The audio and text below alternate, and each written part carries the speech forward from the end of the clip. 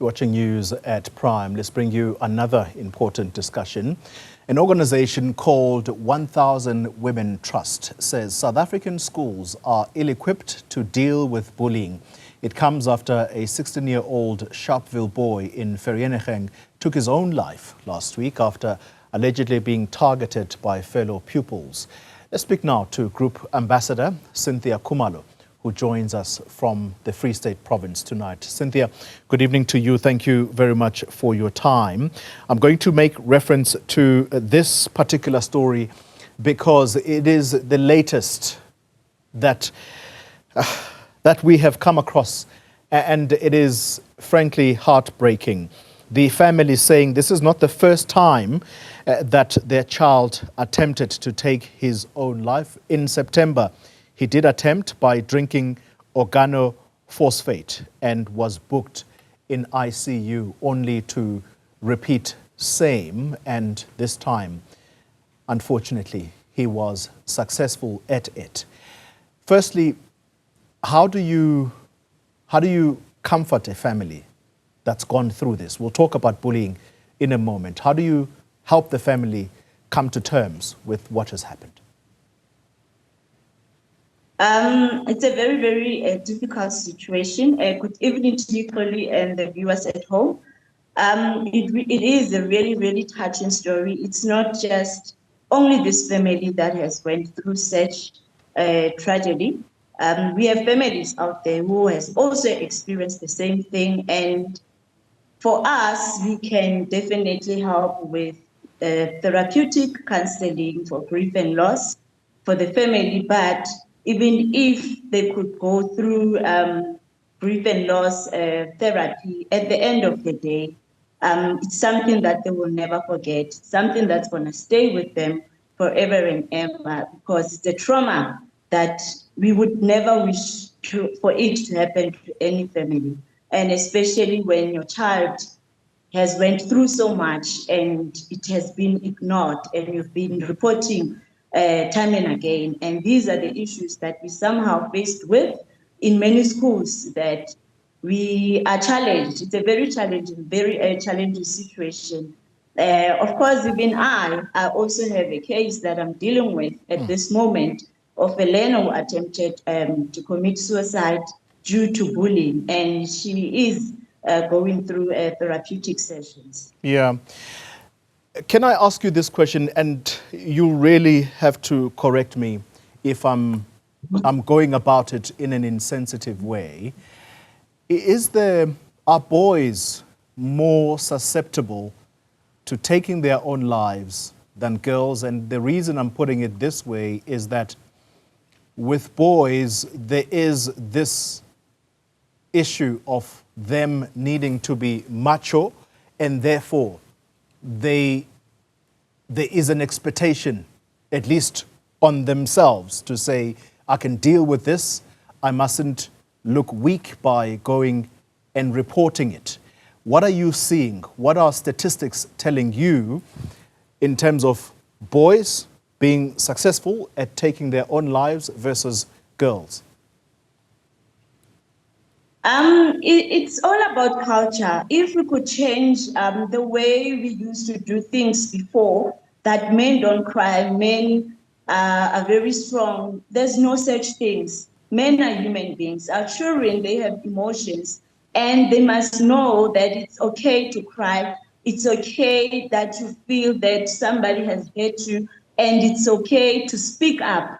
They need to raise their voices and do not find themselves sitting in their own corner because of being afraid that they will be stigmatized by being told that he's a man and he must be strong enough to stand up for himself. There's no such thing. And we need to teach our children, we need to give them this new culture that we are all human beings, whether you are a man or a woman. At the end of the day, we all have emotions that we need to deal with. And then let's come to the issue of schools and how they are supposed to handle this. This family says they've reported the matter to the school on numerous occasions, but nothing was done, and that is why they are not only demanding accountability, but they also want justice. How are schools supposed to be equipped in dealing with bullying now?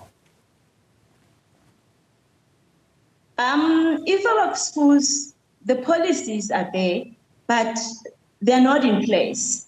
And we have done so much research that we even went to the other schools. Amongst about 250 schools that we have conducted anti-bullying, and we have found that about half of those schools, they never had those policies. So we urge to the schools that we are here and we want to help throughout the country with the prevention of bullying in the schools, because this bullying, it's not only in the schools, and it doesn't start at primary level. It even starts from daycare centers, whereby our children are experiencing GBV in their homes, and they will definitely be retaliating to other learners in schools. So we need to see to it that these policies are implemented in schools. There is a zero tolerance in all schools in the country when it comes to bullying, that our learners, they know that there will be consequences when they have bullied other learners. Yeah. What kind of legal recourse is there for a family that says, we have reported this to the school on numerous occasions, but we don't feel that they dealt with the matter sufficiently, and now we plan to take legal action? What kind of legal recourse do a family have when they have shown initiative by going to the school and saying, our child is suffering here, do something? Parents need to take major steps. If you have reported the matter to the school and the school is aware of this, and the school has never took any action, you have a right to take the matter further. Take it to the district, take it to the provincial office, make a noise about it until they listen to you, until there is a case opened. Because if your child has committed suicide due to that, it means that there was someone who was pushing it to happen. So the schools, they know, they have the policies. If the learner has been found guilty, that learner must be expelled from school, because there is another learner who's going to go through the same thing if we don't put a stop to that.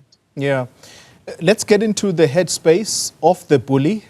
You've already intimated one reasoning, and that is that they could be seeing or exposed to gender-based violence at home, and now they're taking it out on fellow pupils. What other examples are there on why they behave in this way towards other learners?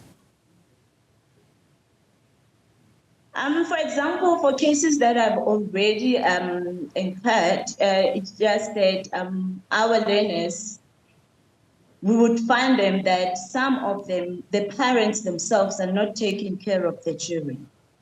The very same parents, the children are looking up to them, and at the very same time, the parents don't have time. For example, there was a learner who committed suicide due to the fact that the mother never had time to be with him. So the mother thought that if she is working extra hours, that she's providing enough for her children, only to find out that was the anger that she was creating for her children. They didn't want the gadgets, the expensive things. They just wanted their mother's love. And that's something that when we went to other siblings, and then the other siblings also said the same thing, that our mother, she is never there for us. She's forever at work. And that created so much tension at home that our older brother, because of the passing of our father, he somehow found it difficult, to get through it, to cope with the passing of our father. He wanted the mother to be there. And, such things are the cases where we would find our learners that the anger that they're going through because of the emotions of things that they're experiencing at home, they will definitely retaliate and bully other children because they seek attention. They want us to attend them. That's when you would know. And some you would find out that it's because of the abuse. They've been molested, they've been raped, and they've been quiet about these things. And when you get to the core of the problem of bullying, and you definitely find out that it was because of what that child went through. Yeah. So there's so many social ills that are making our children to find themselves bullying other children because they seek attention. And if we don't attend them, that's whereby it's getting out of control, and we are dealing with so many angry children because of the social ills that they're experiencing in their communities. Well, let's deal with the final point, therefore, the outlets, people, centers that an abused child or a bullied child, including the bully themselves, that they can talk to talk about this, because you'll find that there's probably difficulty trying to express this in the home environment, and they probably want to talk to a complete stranger. Are there centers in communities? Are there people that they can talk to online to give advice on how to handle such things? Yes, at 1000 Women Trust, we have those services. And there's also Chess Foundation that's also providing those services for such learners, or even adults also. We do provide services for them that is online, so that we can be able to help them, especially in those who have suicidal thoughts. We do have, and there is outlets there. There is the the governmental departmental that are helping with that, and there's also NPOs and NGOs that are helping with that. It's just that our people need to know where to go in order to access these services. But we at 1000 Women Trust, we do have online services that we're providing to people nationwide, that they would definitely receive counseling and even the legal route in terms of GBV and, of course, bullying included. Cynthia Khumalo, thank you very much for such an important discussion and the important advice that you have given us tonight.